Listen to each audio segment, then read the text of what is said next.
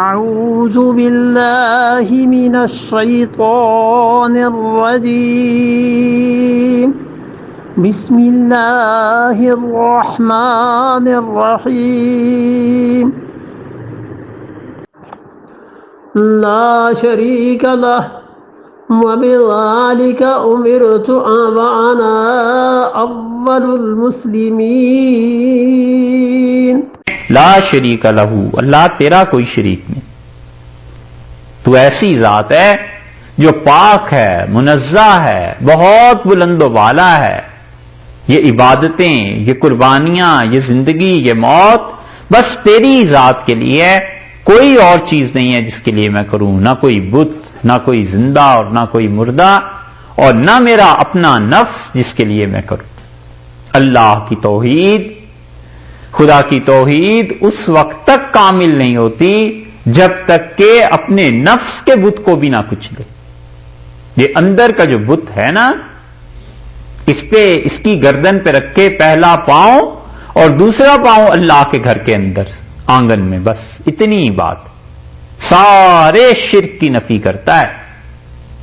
کہ یہ نماز ہے، یہ سجدہ ہے، یہ پیشانی کا رکھنا ہے اس جگہ پر جہاں پر پاؤں رکھے جاتے ہیں زمین پہ، میں اپنی پیشانی یہاں رکھ رہا ہوں، اللہ کے علاوہ کہیں نہ رکھوں، کسی قبر، کسی زندہ مردہ کے سامنے میں نہیں رکھ سکتا۔ اور جہاں آ کے مار کھا جاتا ہے وہ اپنا جی ہے، اپنا نفس ہے، کہ اللہ کے لیے خرچ کرنا تھا اپنے جی کے لیے خرچ کر دیتا ہے۔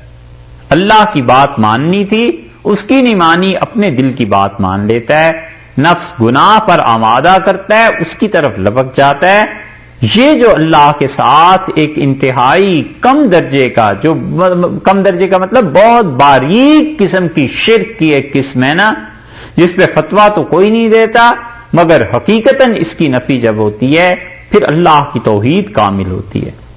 وَبِذَالِكَ أُمِرْتُ، اور مجھے اسی چیز کا حکم دیا گیا ہے، وَأَنَا أَوَّلُ الْمُسْلِمِينَ، اور میں سب سے پہلا خدا کا فرما بردار ہوں، نمبر 1 جو اللہ کا فرما بردار کوئی لکھا جائے میں ان میں ہوں۔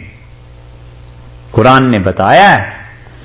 کہ آدمی اس راہ پہ محنت کرے، اس پہ جد و جہد کرے۔